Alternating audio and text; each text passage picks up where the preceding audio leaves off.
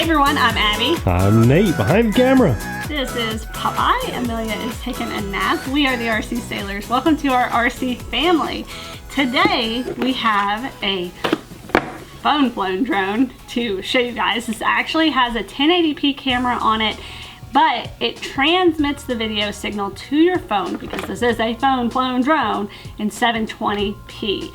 This is kind of an interesting little quadcopter because it seems like it is claiming to do a lot, and just something tells me when a quadcopter at this price range claims to do this much, it's probably not gonna work, or it's just not gonna work very well at all.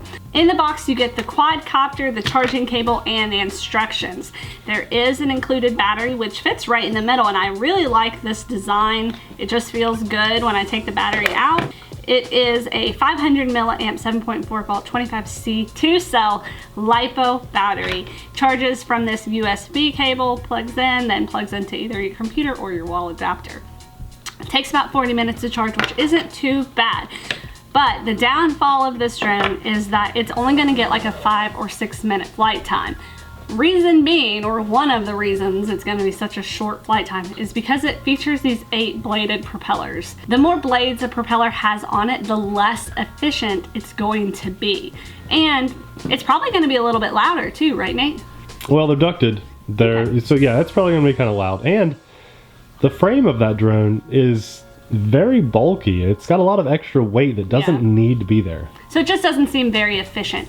The cool thing about this drone that makes it stand out from a lot of the others in this price range is that it has an optical flow camera sensor on the bottom. This is not GPS, but it'll help it work like GPS. It not only has the altitude hold feature, but the optical flow sensor on the bottom is gonna help it hold its position in light wind so it's not constantly moving around. As I said, it has the 1080p camera. It is adjustable.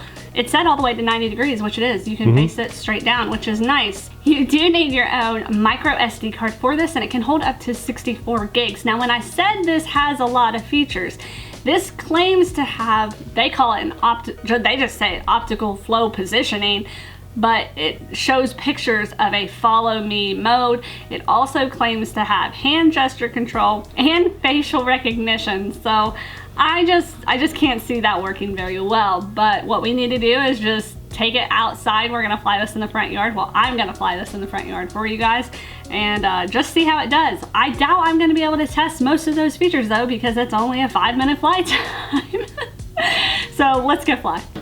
Before we go fly, wanted to tell you guys that Nate plans to do a Hubsan Xeno update for you guys, and hopefully we have some good news to share with you when we do that update video. So just know that we haven't forgotten about it and we do plan to update you guys. Now let's go fly. So this has been interesting right off the bat because once I connected it to my iPhone 6, it asked me if I wanted to fly single hand or dual hand. So I'm guessing you could like fly it vertical maybe, but I chose dual hand, and you have to face the drone toward you rather than facing it away from you because it is a selfie drone. Right. So I have a slide to take off option, so I'm just gonna do that. Now that optical flow should kick in and it shouldn't drift even with the light breeze, but I do notice some drifting. Oh yeah. I haven't touched anything. There, it's holding now. Okay. Not bad. Okay. I like seeing a drone like this just hovering. It looks very futuristic to me. All the controls are backwards because it is a selfie drone. Makes sense. Which is really hard for a regular drone flyer to like get used to, but basically you only want to fly this with it facing you. Now you can go into the options and switch that so that it flies like a traditional drone. Okay. But it's a selfie drone, so let's fly it like that, right? I need to hit record on my video. I'm sorry. No, that's okay. Now, we were screen recording. Yeah. But now we should be able to show you guys the 1080p. Yep. The image looks pretty good. It's kind of grainy. No, that looks good. That looks good. For a Wi-Fi signal, it's not too bad. Yeah. So you just want me to fly it around for a minute? A little bit, yeah. Maybe like a minute, and then test at least 1 or 2 of those flight features. It's very it's loud. Slow. It's a loud drone. It is loud, like I predicted. It is slow too. And it is like mind-blowing kind of to fly this. Now I'm going forward and you can see it is losing a little bit of altitude, but then it kind of recovered there. It was just like at first. It's really not too bad. Oh, nope, wrong way. See? I'm used to flying regular. Oh, see? It's really hard to get used to that. Yeah. Really hard. All right. Now. See if you can do the follow me thing.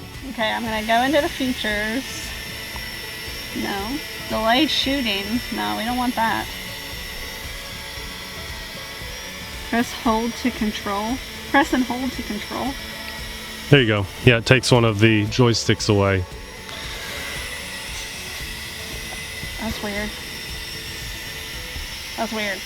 So I'm trying to figure out how to get those options up, Nathan. You're saying that the layout of the app is not user-friendly. Not right now, because I'm clicking the arrow. Fly to the left a hair so we can at least see the drone, because right now it got lost in those pine trees. Yeah, see if you can get it.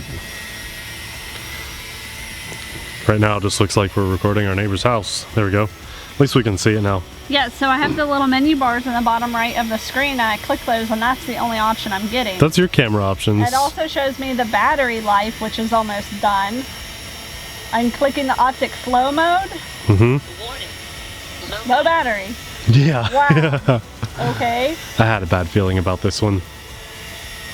I don't see an option. Do you? No battery. No battery. Usually about 75% of JJRC's stuff is pretty good and we're usually pretty happy with it, but this just seems to be too expensive for what it is, and it's claiming to do things that it shouldn't be claiming it can do. If you're looking to spend this kind of money, you're going to want to look at the DJI Rise Hello, or I can't remember all the letters and numbers, but we had a really good Hudson drone before that did really great. So we'll have all those linked in the description box below for you guys.